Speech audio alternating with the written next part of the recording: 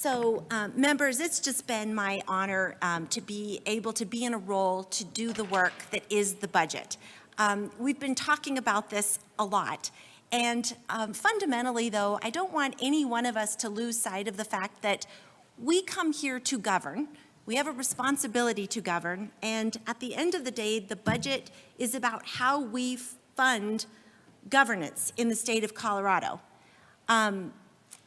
I take that responsibility seriously. I know that there are compromises that are made.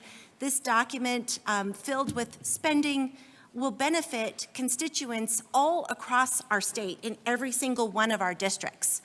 I caution against a no vote because a no vote means that you are defunding services that all of our constituents depend upon, not just urban constituents, not just my good constituents in Jefferson and Adams County, but all across the state of Colorado. It's not just my constituents who depend upon the education investments, the human services investments, child welfare, healthcare, all of these things, all of our kids, all of our families, our neighbors, we have people in communities depending on all of these services.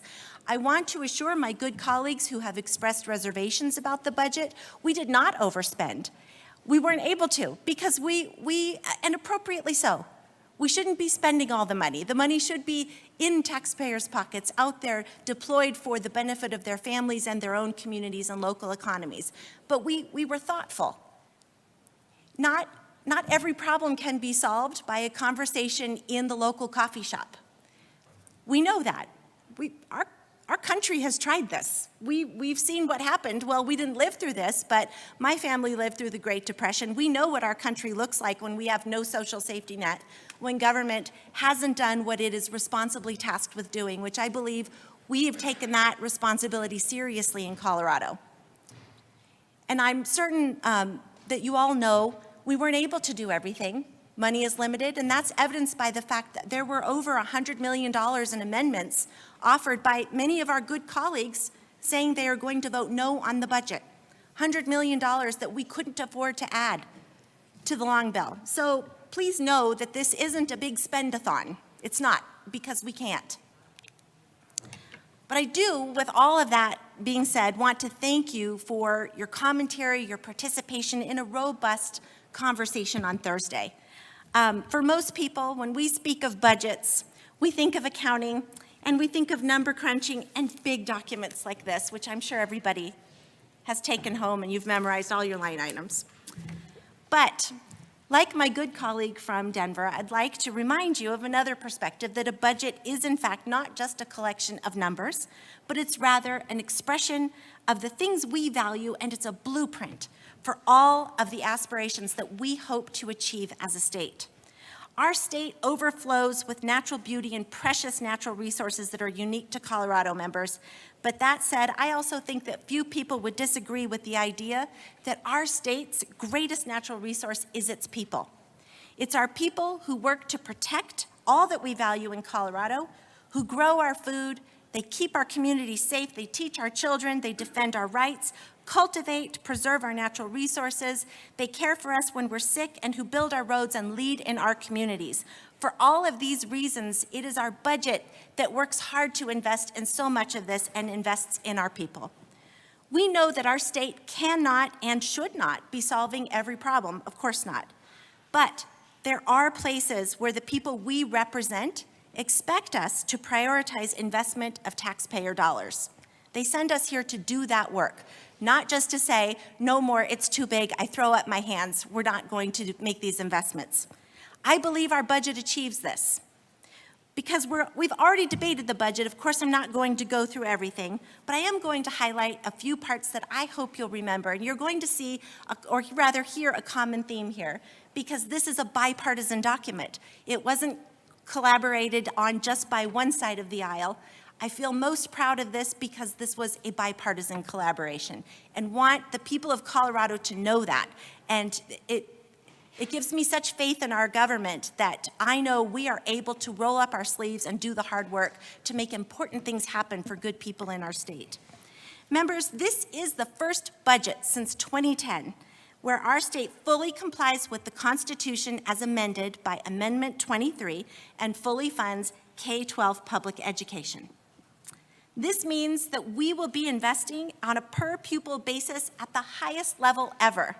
And for those who want to say, money doesn't matter, why do we keep talking about it? You know, we understand that funds make the public sector run. We understand that our best private ventures need enough money to make the wheels go round and to hire talented people to do the work. It is the same with our public schools. Our kids deserve no less. Our investment increases our state's commitment to public education by over $500 million. Again, for the first time this year, we will be fully funding special education and increasing our investment in English language education by over 10%. And members, we know that people don't stop learning when they graduate from high school. Our state is blessed with incredible universities and colleges that do the work every day to open doors of opportunity to so many good people in our state. And to open these doors up a little bit wider so that more families can send their kids to school in-state in Colorado, we invested in higher education. Our state must be a place where higher education is accessible to all of us, not just the families who can afford it, and also not just for the families who already qualify for other assistance, but for middle-class families who too often don't receive assistance. We want to make higher ed affordable for your families and your kids. We also want to do our part to rein in student debt so that people aren't mortgaging their futures to be able to get ahead in life. To that end, our budget holds tuition increases to no more than 3%, which is well below the rate of inflation, and also increases investment in college financial aid by over 10%.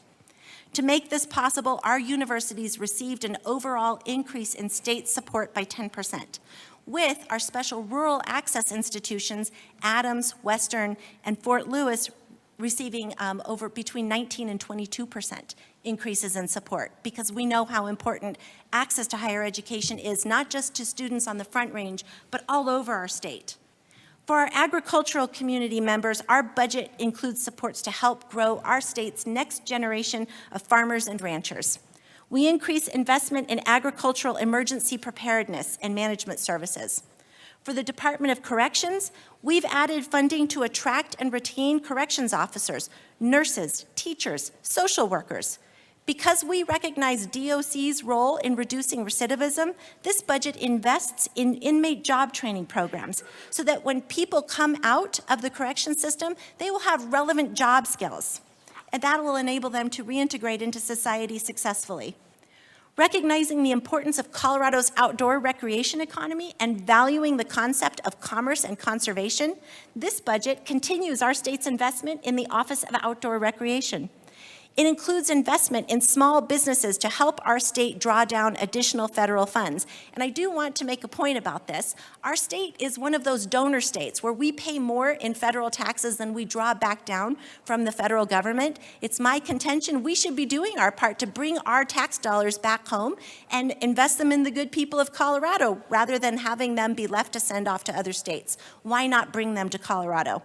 And because we value both urban and rural parts of our state's economy, this budget increases support for our Rural Opportunity Office to provide equal opportunity and to make sure that in Colorado we can all live lives of dignity and meaning. We increased investment by over $5.6 million to reduce waiting lists for people with intellectual and developmental disabilities. This adds 129 additional placements. Representative Byrd, you have 1 minute remaining. Thank you, Madam Speaker. I'm so excited by the budget. I'm using up all of my time. The investment now makes it possible, though, members, for people across the state for intellectual and developmental disabilities to participate in this program and receive these benefits. Crucially, we made investments to address the mental health care crisis in our state in a meaningful way by increasing the amount of time that people may stay in institutes of in hospitals to take care of their mental illnesses. Before, they were only able to stay for 15 days. With this change, that will grow to 30 days. For children who are in most need, our budget invests in child welfare significantly to make sure that all of our counties can do their best to improve levels of service for children across our state. Members, over the last 5 months, we have worked on a bipartisan basis to craft a budget that we believe will meet the needs of people within our state who count on us to come and govern and to do what they expect state government to do and to do it well. Representative Byrd, your time has I expired. urge a yes vote.